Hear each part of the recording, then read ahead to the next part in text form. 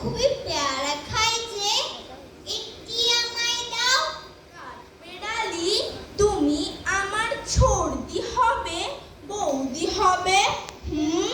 রাঙা দিদি, তবে একটা পেয়ারা দাও না। এ রাম, তুমি ল্যাংটা পুটু, ফ্রকটা নেবে, জামা দুটো, আর খেও না পেয়ারা তবে। বাতাবি নেবু ছাড়তে হবে, দাঁত দেখিয়ে দিচ্ছ যে ছুট। ও মা, দেখে যাও।